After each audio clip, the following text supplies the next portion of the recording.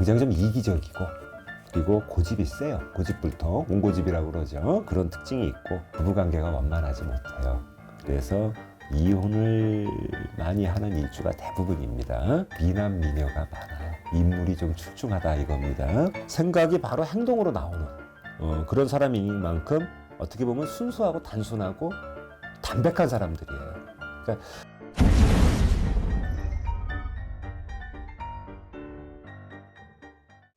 안녕하세요. 다시 정치적인 비평 영상에서 무속적인 주제로 돌아왔어요. 내가 또 화가 나가지고 그런 영상을 찍다 보니까 나한테 득이 되는 것도 아닌데 내가 무슨 무당인가, 정치평론가인가, 무슨 제야운동가도 아니고 그런 생각이 들어가고 나도 어떤 때는 좀 내가 생각해도 좀 그래요. 오늘의 주제는 가녀지동 일주란 무엇인가? 가녀지동 일주의 특성. 가녀지동이라는 게 뭐냐 하면요. 우리가 천간과 지지가 있어요. 그러니까 그 뭐 병오 할 때 병은 천간이고 밑에 붙은 오는 지지가 되는데 그 천간과 지지가 같다는 뜻이에요. 그러니까 일주가 위아래가 물, 불, 금, 오행으로요. 나무, 흙 이런 식으로 구성된 일주를 가녀지동 일주라고 해요. 그거를 이제 예를 들어보면 정사일주는 정이 불이고 사가 불이에요. 그래서 불이고 병오일주도 병이 불이고 오가 불입니다. 마찬가지로 무진일주도 무가 흙이고 밑에 붙은 진, 용을 뜻하는 진이 흙이고요. 기미일주도 흙과 흙으로 구성된 겁니다. 그리고 갑인일주, 호랑이일주죠. 나무와 나무, 목과 목입니다. 갑이 목이고 인이 목입니다. 그리고 을묘일주도 목으로 구성된 거예요. 그리고 임자일주도 임이 물이고 사가 물입니다. 그리고 개해일주, 돼지를 뜻하는 개해일주도 물과 물로 구성된 거고요. 그리고 경신일주는 금과 금으로 구성된 일주고요. 신유일주도 금과 금으로 구성된 일주예요. 그리고 또 한 가지 무술일주도 토와 토, 흙과 흙이죠. 그렇게 구성된 일주고 기축일주도 흙과 흙으로 구성된 일주입니다. 가녀지동 일주는 이제 전반적인 특징이 뭐냐 하면요. 이렇게 디테일하게 보지 않고 이렇게 전반적으로 봤을 때 굉장히 좀 이기적이고 그리고 고집이 세요. 고집불통, 온고집이라고 그러죠. 그런 특징이 있고 타인에 대한 배려심보다는 그게 부족하고 스스로 자존심이 엄청 강해요. 그래서 이제 어떤 조직생활, 직장 같은 데서 뛰쳐나와 갖고 나 홀로 자영업을 하고 싶어하는 그런 영향을 많이 받습니다. 그리고 남의 그냥 밑에서 이제 일하기 싫어한다는 얘기죠. 그리고 가녀지동 일주의 가장 큰 특징은 공통적인 특징인데 부부관계가 원만하지 못해요. 그래서 이혼을 많이 하는 일주가 대부분입니다. 그리고 가녀지동 일주는 미남 미녀가 많아요. 인물이 좀 출중하다 이겁니다. 그리고 가녀지동 일주는 어떻게 보면 이게 나쁜 이야기는 아닌데 겉과 속이 너무 똑같아요. 그러다 보니까 뭐 숨겨놓지 못하고 그냥 내 성격, 내 성질 나오는 대로 확 내질러 버린다고요. 그러면 어떤 그 사회생활이나 조직생활에서는 어떻겠습니까? 힘들죠. 약간 좀 배척당할 수 있겠죠. 약간은 좀 능구렁이가 돼야 되는데 뭐 저는 가녀지동 일주가 아닌데도 저 또한 또 그런 것 때문에 손해보고 살아요.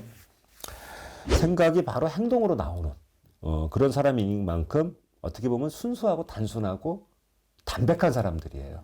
그러니까 좀 좋게 표현하면 법 없이도 살 수 있는. 근데 좀 과격한 게 문제가 되겠죠. 그리고 자기만의 어떤 인생관, 세계관, 바라다 보는 어떤 그 세계관이 있잖아요. 그게 확고해가지고 성질이 아주 지랄맞고 한성격해요. 그래서 이제 괴팍한 성격의 소유자라고 봐야죠. 그리고 근데 이제 그들의 그 나름대로의 자존심만 건드려 놓지 않으면 좀 착해요. 그런데 이제 그걸 건드려 놓으면 물불을 안 가리고 날뛴다 이거죠.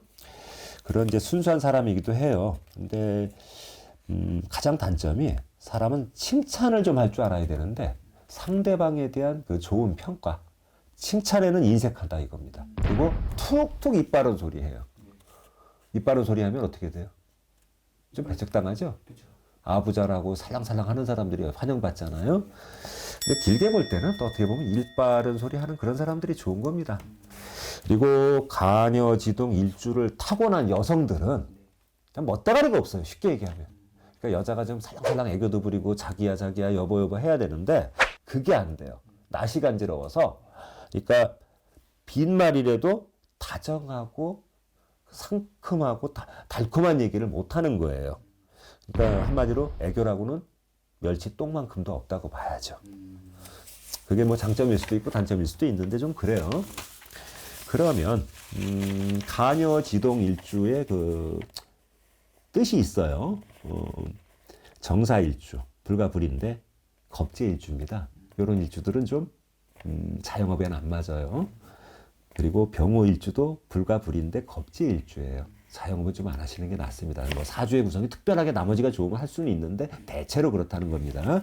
그리고 무진백호일주는 비견입니다. 이건 뭐냐 하면 비견과 편관일주들은 그 이혼을 많이 해요.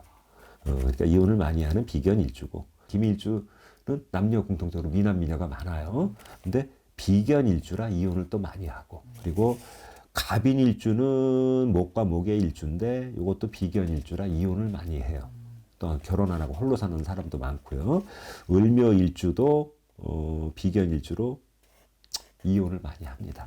그리고 임자일주도 가녀지동 일주인데 겁재일주라 자기 사업 자영업에는 안 맞아요. 그리고 개해일주 또한 물과 물로 구성된 일주인데 겁재일주로 자영업에는 좀 안 맞습니다. 그리고 또 뭐가 있나? 병신일주가 있죠. 금과 금의 일주인데 이것도 비견일주로 이혼을 특히 많이 해요. 그리고 이 경신일주는 굉장히 사람이 세요. 여자들 같은 경우도 굉장히 대차고 그러다 보니까 가정이 원만하지 못한 경우가 많은 거예요.